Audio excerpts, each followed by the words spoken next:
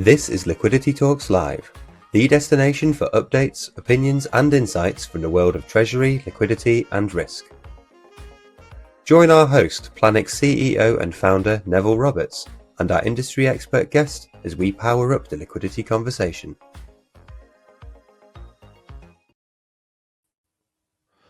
Hello and welcome to our latest instalment of Liquidity Talks live stream and podcast, Season 5, Episode 2. I'm Neville Roberts, CEO and founder of Planix, the market-leading fintech focused on real-time treasury, liquidity and risk. Now, our topic today is entitled, Is Your T+1 Spend Already Obsolete? Probably a frightening title for many of you out there. Welcome to our audience today. Good morning, afternoon and evening, wherever you may be. Anyone in the audience can ask questions as we run through the next 30 minutes. And if you could put them on the right-hand side, if you see the comment section, if you type them in there, we can take those questions as we go. And any that are asked at the end, we can also answer. If you could, when you ask a question, let us know who you are and if you possibly can, your role, so we have some context, that would be great. Now, I'm joined today by our guest speaker, Gary Wright, who is director at ISITC EUROPE CIC. Now, Gary's been on the podcast previously, so welcome back. Gary, would you like to introduce yourself, tell us who you are and what you do? Yeah, thanks very much. Nice, third time coming back, and nothing like having a good thing, is there, really? But I'm Gary Wright. I've been in the industry since 1969, as a lot of people know. They can see me. I don't look like I'm in the fresh flush of youth, but it does mean that I've been through a whole load of changes within the capital markets over that time. And at ISITC, we're a CIC, community interest company. And what we do is try and bring markets together across the industry. So capital markets with financial services, with FX. We're a kind of a knowledge sharing. We're almost like a think tank nowadays, but we do research as well on the market. And for my sins, I was a founder of ISITC nearly 40 years ago, and somehow or other I'm still involved with it. But it's all good fun. Well, welcome. And I'd like to point out that this podcast, it's about our 33rd or something. You have the second highest number of registrations for this podcast, beaten only by yourself on one of your other podcasts. So you're setting some records here, Gary. So welcome back. Now, I don't want to talk football. Obviously, there's lots of jokes like hat tricks and never going to score that with Spurs. But we will briefly touch on it because I'm almost as bad with Liverpool. But any 30-second commentary on Spurs this season so far? Yeah. None. I'm not going to say I'm speechless. Indeed. Well, we'll leave it there. So will I. Let's get into the topic. Look, before we get into the headline from the episode description and the budget reality check, how do you avoid wasting billions on patching up legacy platforms when, let's face it, the future is programmable? Yeah. Well, I mentioned about the length of time I've been involved in the market, but in this particular instance, this is the most innovation period that we've ever been in. Market changes normally are led by greed or fear. Fear meaning regulation, greed meaning opportunity in business. And it's normally led by market infrastructure, or it's normally led by a technology like the internet and the web, which changes things. And then people follow success. So if you're thinking about, when the web started, all those businesses were set up in the web, and there's probably, you can count them on the fingers of one hand, the amount of successful businesses that went from that all the way through to now. So innovation it brings lots of challenges, and that's the problem that we're in at the moment. We've got so much innovation on so much different types of technology and so many things that are required. It's very, very difficult. And if I was ops director today and I was sitting in my office and I was trying to work out what next year's budget we're going to be spent on, to be quite honest, I'd find it very, very difficult to make a case. So you need a business plan, essentially, in this innovation period. You need to have some idea of what your business is going to be, what you want it to be, what the products are going to be, what your clients are, where you're going to make your money, And what do you do to change it? So the technology investments that you do today is not really like supporting a business. It's really about developing your business. Yeah. And so it's really should be business first, and then see what the technology, where that takes you to support that business, not invest in the technology and then try and find the business value for it. Yeah, and I think just an observation on that, what I've seen is 10 years ago or so, even 5 years ago, our customers used to set their plans towards the end of the calendar year. They released all the budget start of the year. They knew the plans for the year. Now that budget cycle, it tends to drag on into January, February, because they're not quite sure, and it can change throughout the year, which what used to be quite rare. But whether that's because there's changing priorities throughout the year or things are moving so fast, but we're seeing more of that as well. Well, yeah, for many decades, most banks, most financial institutions generally followed a development plan which is set by regulation. So if we went back to the early 2000s when MiFID started to emerge, that drove investing in systems depending on the regulation. And then if you get a fault in the market where there's some sort of criminal or activity in the market, then that drives it. So you get this sort of list of high priorities which don't necessarily see the light of day, because as you work to one high priority, you get another high priority coming on. So the development budgets for most firms has been about what are the regulators doing, what's the regulation going to say. This period is not that, because the regulators are not. They don't establish new markets. They will monitor and change compliance towards changes in the market, but they won't lead the market. And in the UK, we have the stock exchange, a number of trading venues. In fact, we don't even have one. We don't have a vertical like the US, where you have the New York Stock Exchange and the DTCC, and the regulators are all closely aligned in a vertical. We have a horizontal structure in the UK, and we do have in the EU as well, where it's by choice, and therefore the leadership, when you've got new technologies coming on board, leadership is very, very difficult, because who do you follow? If you've got an execution value, any number of exchanges or clearing houses, which one is leading? Yeah. Got it. Okay, on to the mandatory piece, I guess. So where exactly are we now on T+1 in UK, Europe, dates, deliverables, readiness for 26, 27? Where do we all stand? Right, okay, well, we've got the hard fast date, as everyone will know, in October 2027 in the UK and in the EU and Switzerland. Mustn't forget Switzerland. The great thing is, if there's one big plus out of all of this, is the UK, the EU and the Swiss are all working together on this.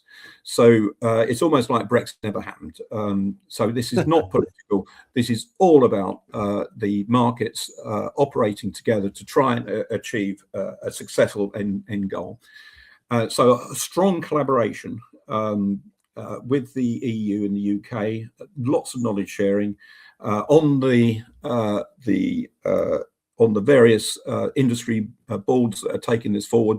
You've got the same names that are appearing on both, so there's consistency in approach. And if you looked at the business plan on both, you would say that both were written by the same people. Effectively, it's different markets, but the same people.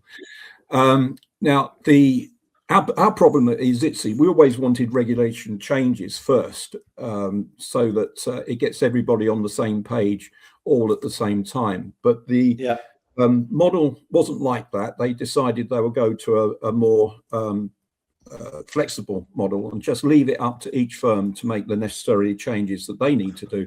So it's almost a competitive type scenario rather than following a regulatory lead, although the regulators are supporting firms and encouraging as strongly as they can that they invest in the necessary technologies to make this happen.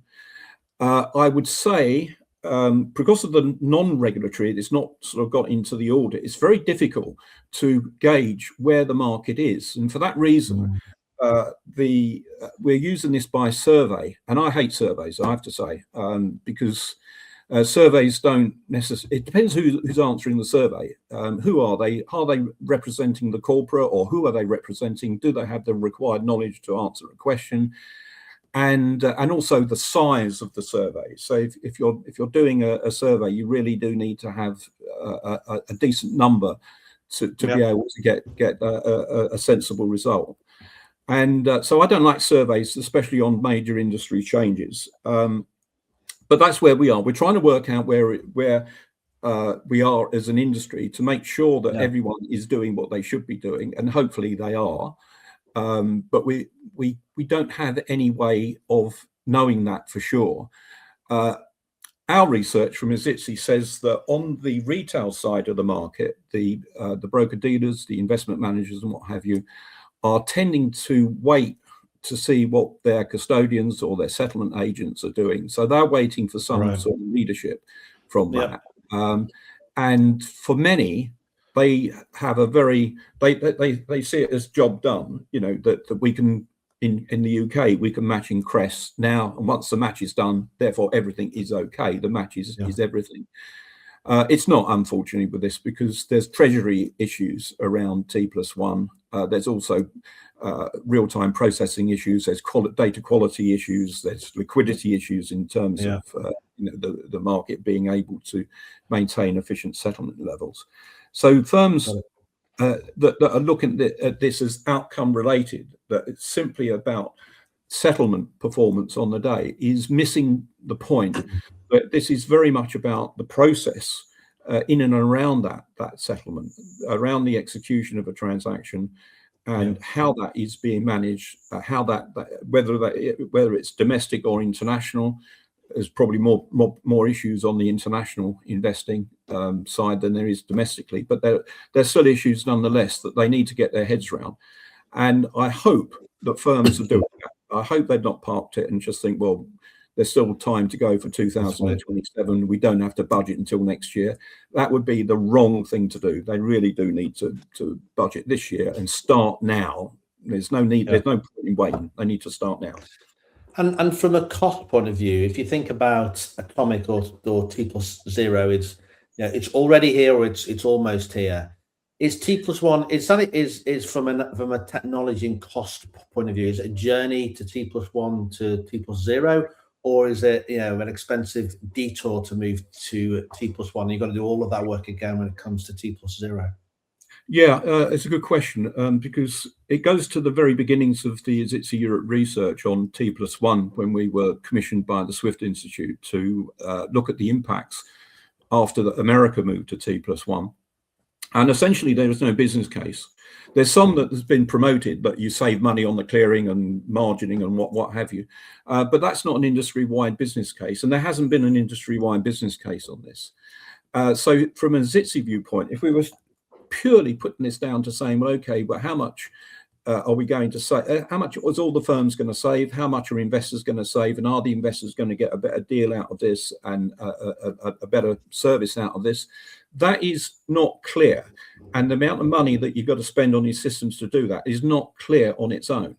But the caveat is, as a springboard to transformation towards a fully digitalized market, as a springboard to increasing services internationally and in a digital assets world, and to go into potentially a 24/7 investing, trading from an economic viewpoint, it does make sense, because you can't really talk about these things without having first moved towards T+1, or as what more accurately, what I'll call it, real-time processing, because that's what's required. So the question is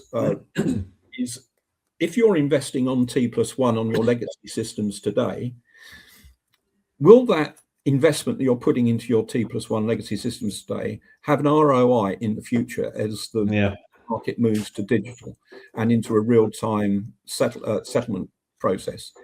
And that is not a clear decision. That is one that each firm needs to sit down and think about their business for the next 5-10 years going forward, whatever their businesses want to be. It's not about continuity of what they're doing now. It's about opportunity of what they could do in a fully digitalized real-time environment. Got it. And look, when I think of digital, whether it's assets, stable coins, etc., who owns this transformation end to end? How do we break that siloed approach inside banks and across the marketplace? There's so much happening. Yeah, well, that's the problem with so much happening, is because and it's what I go back about the leadership thing. There is no model that is being presented to say, but this is what the market infrastructure, this is what the market would look like once we all arrive at the promised digital land. It's left to individual firms, and those firms are market infrastructure. So the stock exchanges, the clearing houses, the CSDs, the custodians, they've all been working on new technology developments around digital for quite a few years now. A lot of blockchain DLT development going on now, AI being introduced, a lot of issues around data quality, a lot of issues around interoperability, a lot of issues around network. So you've got lots and lots of things. You've got a lot of moving parts here. And which is why if you need to sit down in a quiet room somewhere, if you're an ops director right now, cold towel over your head, yeah, because you the opportunity, you've got all these tools in the toolbox, you've got all the pieces in the jigsaw puzzle, all these sort of things, but you've got to try and work out what it is and how you're going to get there. What's the picture you want to create for yourself? So it's innovation in its purest form for every firm that's involved in their business today. It's not about maintaining what you've got to maintain going forward. It's about developing and innovating your business going forward, and then looking at the technology to say, well, how do I support that new business that I want to go after? So I'm an ops director. I'm sat in my firm coming back to this year. What are the non-negotiable operational changes that I must land this year to be T+1 ready? Well, first of all, I think what I say about real-time processing, it means that your data quality has got to be top-notch. So I would say, first of all, look at your data, where you're getting your data from. The quality of your data would be a very high on the list, and that side by side with that would be settlement instructions, which is sort of a data issue as well, is the quality of your settlement instructions, the quality of any agency you're doing. So the communication lines between that, the standardization of that data. So potentially Swift have been banging on about ISO 20022 for many a year, but this is the time where that you would look at ISO 20022, and if you hadn't thought there was a business case before, there could well be a business case now for ISO 20022. So look at your I mean, I come from the capital markets, but and there's a tendency to look at these as vertical markets, but don't look at that as vertical. Look at that as interaction with the payments industry. Look at the FX industry, because this all sort of comes into line. So it's architecting your data flows and your communication. So that would be my starting point, and then very quickly go on into educating people within your operation about what it is, how their jobs change, how that can evolve. So opportunity maybe to streamline, maybe eliminate some jobs, some tasks which you don't need to do anymore, and maybe focus on some which will be better for employees, better for the business. Got it. That's a long answer to that question, but that's a lot to do. But if we come back to Treasury, and I'm thinking about FX in particular, now how big is the FX problem and cross-border friction? So especially with US on T+1, India piloting T+0, and while UK and Europe move towards T+1 in 2027, how big is that FX issue?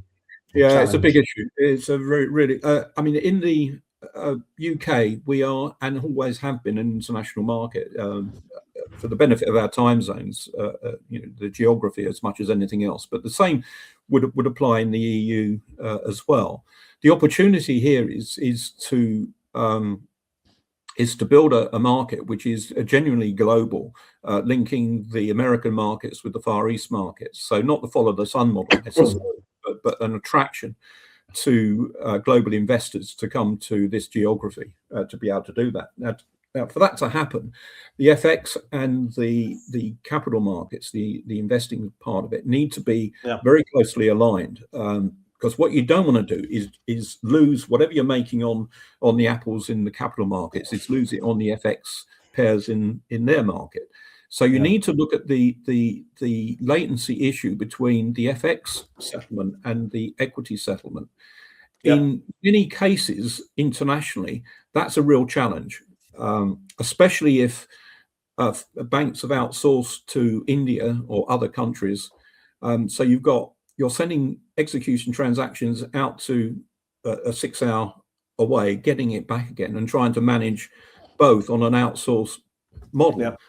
That's a real challenge, and it may be one that won't last the test of time. So near sourcing may have to come in, where you bring these executions of the FX and the other markets closer together, which then goes to this digitalization.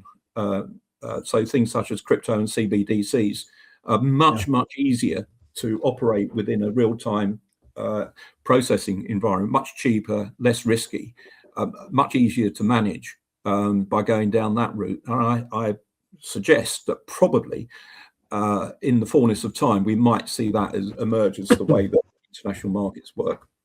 Understand. So look, moving on, if we agree digital assets that they're here right now, or they will be here in force, what's a credible path from pilots to scale, and how do tokenized assets, how do they fit into the 2027 plan? Well, already there's been live executions of gilts and bonds on a digital platform between the stock exchanges, the CSC. So it's not really a proof of concept anymore. I mean, this is live, so you can do this. And the questions is how do you scale it to attract more issuers?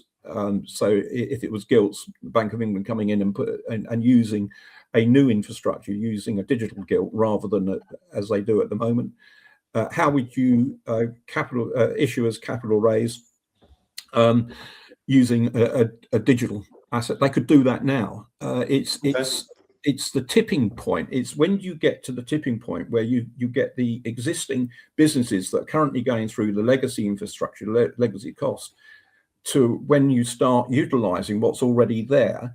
And then it becomes a race to the top, because there are many different ways, operating models that banks and CSDs and stock exchanges are working on. So it depends on who attracts most of that business coming in.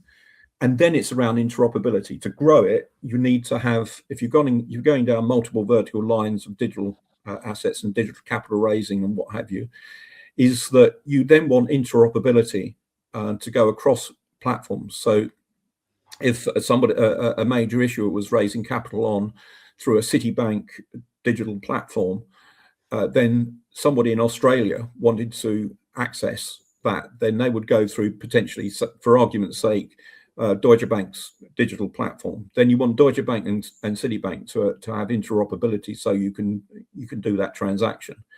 So it's a series of verticals that we're creating. You need that horizontal interoperability, but alongside that, we do need strong international standard regulation that gives the necessary protection to international investors of all shapes and sizes. So, and what I mean by that is I have this hope, vision, if you like, that what we have is something which is attractive to small retail investors. The man in the street is able to access and to manage their pension or whatever directly, and they can invest in a company at a very small level.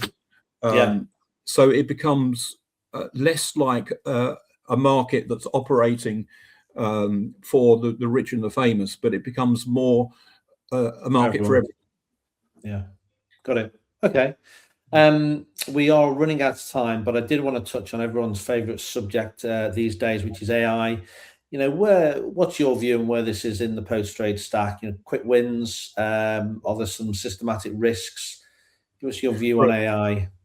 Well, ISITC is working on an AI service for our members, which is we've engaged with a startup called Gen Bounty, and what they have a platform which is a platform against the EU AI Act, which is we've done that because it's the only regulation. It's a clear regulation, and we think that that's going to be the bare bones of every regulation in and around AI.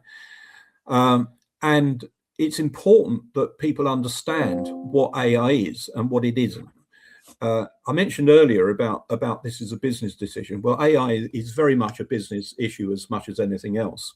So ISITC is working on two things. One is a market paper. It's based around the FCA guidelines paper, but we've written it. And the intention is, and we're doing this right now, we're getting feedback from firms around what they should be doing around AI and how they should be considering this from a regulatory standpoint. When we get that feedback, we're going to present it to the FCA. So we're actually trying to do a bit of the FCA work for them. The FCA have been given the bum's rush by the government. They've got to do something. They can't sit on the fence. They've got to do something. So we've got in this sort of grey area where we've got regulation, which is not quite there yet, but is coming. We know it's coming. But we've got growth of AI infiltrating through firms, normally through individuals or small departments where they're having to manage that.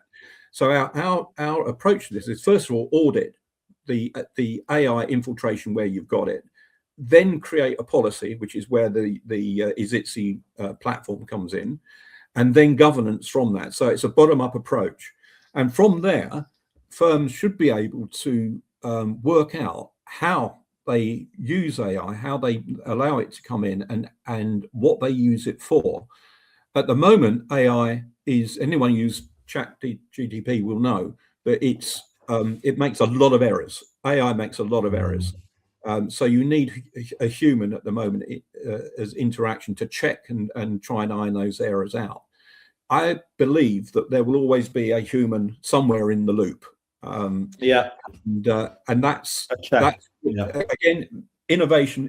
We don't want to stop innovation. That's it. But we need to control it. We need managed, controlled development of AI, and that's what ISITC is trying to do at the moment. Got it. So look, we could talk forever on this subject, but a standard right with our guests. One final takeaway. So if you could leave viewers with one thing to do in 2026, what would it be and why? Sit down and work out what you want your business to be, because you're not going to get there simply by investing in technologies and think that's going to take you. You need to know what your business is going to be. This is all about business. It's not about technology, really. Technology is the enabler, but it's business. That's what we're in. That's where you're going to make your money. Who's going to be your clients? So it's think about that first. And should you lead or should you follow? What's the best view of what you should do? I always believe in leading. In business, lead, don't follow.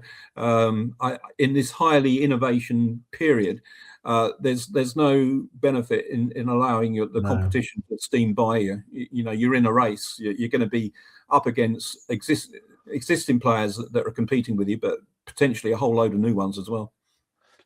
Perfect. No prizes for second best, but let's not apply that to football. Thank you very much. Unfortunately, we've run out of time. So thanks, Gary, for joining us today and sharing your views. It's been absolutely excellent. If anyone has any questions after the event, then please ask them and we will answer them for you later. That concludes our latest Liquidity Talks live stream and podcast. We'll be putting the podcast on LinkedIn, Spotify, Apple Music, and other media outlets and streaming services very soon. Thank you very much for joining us today. Look out for our next podcast next month. My name is Neville Roberts. Thank you for tuning in and goodbye. Thanks, Neville. You've been listening to Liquidity Talks. Don't forget to subscribe to stay updated on the latest developments and industry opinion from the world of treasury, liquidity, and risk.